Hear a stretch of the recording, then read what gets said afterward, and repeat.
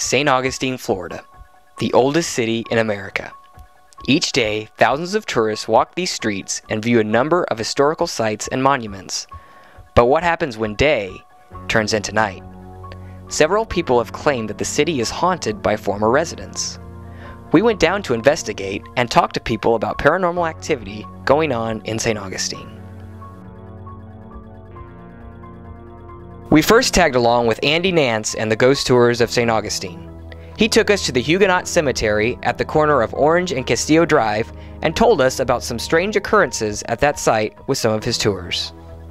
And it's funny how many times I'll have a group back here and one of the women let out a scream or yell. And when they turn their attention to you, it could be anything. Just in my groups, I've kept track of this over the years, I've had a good old-fashioned goose twice, gentle tug of the hair, playful pinch of the arm. Judging by reaction, the worst by far is the ice-cold finger up the back of the neck. Talk about goosebumps. Or if Erastus is particularly taken with you, you might get a stroking of the thigh. Orbs, floating balls of light. Could be one in the picture, could be hundreds. Small, large, colored white. Trouble with orbs, especially on this ground we're going to be on tonight. A lot of sand, a lot of gravel. You kick up a little dust, the flash reflects the dust, and you get a similar type effect. Now, how you tell the difference? Dust is almost transparent looking, filmy.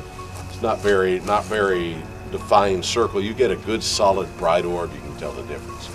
We then talked to Andy about some bizarre experiences that he's had while hosting the ghost tours. Have some weird stuff back there.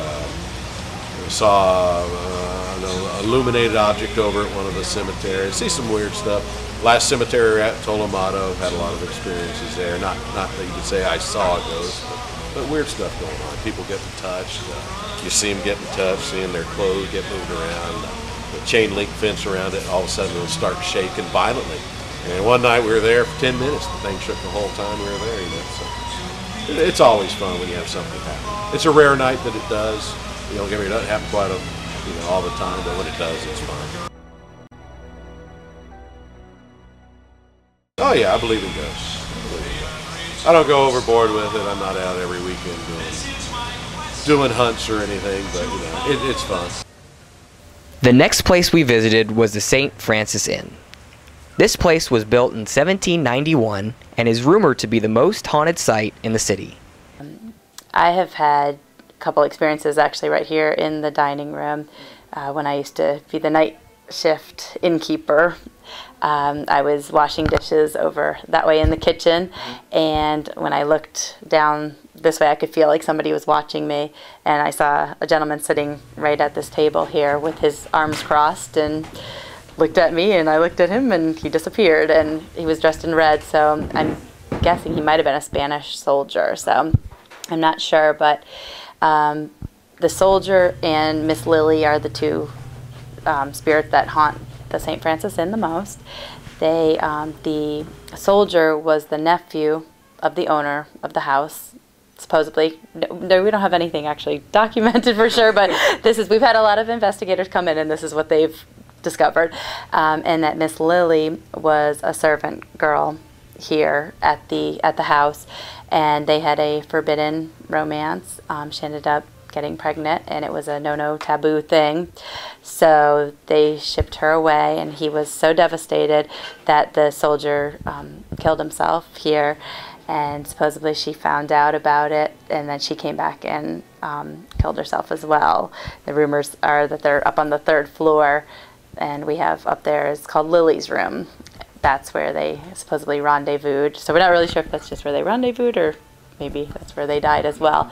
So they're very playful, and they haunt the inn, and we get reports from guests all the time, you know, about, you know, the water turning off and on. A guest just yesterday checked out and said that in the middle of the night, all of a sudden the faucets turned on in their sink in their room, in Lily's room, and and they just laughed about it. Thank God most people are just okay with it because they are very playful.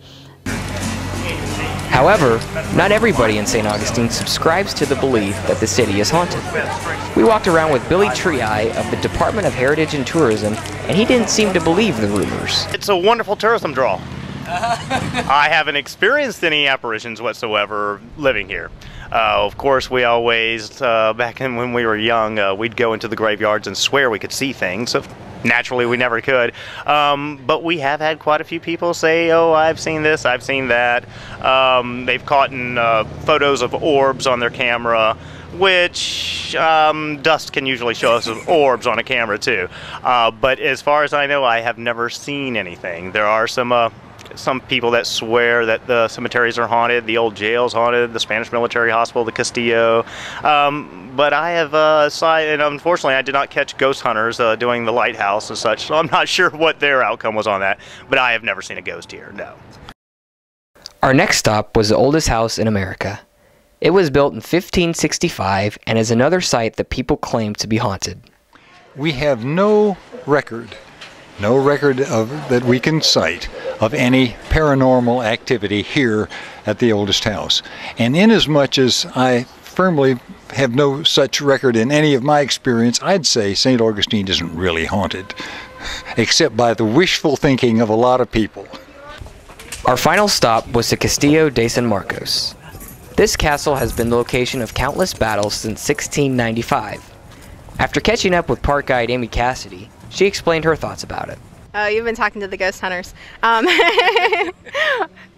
never seen anything here, and I don't know any rangers who've ever seen anything either. It's hard to say yes or no to whether or not the fort is really haunted, but I can tell you a lot of the stories you hear in town, really there's no historical foundation to most of those. A lot of fictional tales out there, but it's always fun for the tourists, and once they hear the stories, they like to come out here so they can come out and I can tell them the real history. Volunteers perform reenactments and educate the public in historic tools and customs. We decided to see what they had to say. Basically what I tell visitors when they ask me about ghosts is say that I've been here since 1740 and I haven't seen one yet. After talking with all of the experts, we returned to St. George Street late at night to see what some residents and tourists thought about some of the claims. Actually, I work down at Streetwear 35, which is right next to Pizzali's, and there's a ghost that lives above us in the second story, and she's very mean. She's not a very nice ghost. She likes to knock over our racks in our store. She's very mean, and it smells really bad. We were passing by a hotel that one of the tour guides said was like haunted by a doctor, I think, and we asked the tour guide after, and he said that it was an orb that was moving fast. I believe there's a lot of things that can't be explained, whether it's just naturally occurring or it is paranormal. But it's not really us.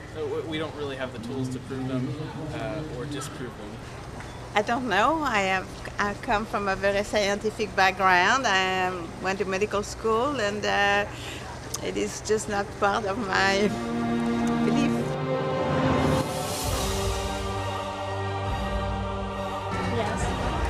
No. Yes. I'm a skeptic. I have never seen a ghost here, no. I've never seen anything. I definitely believe that it is here in the city.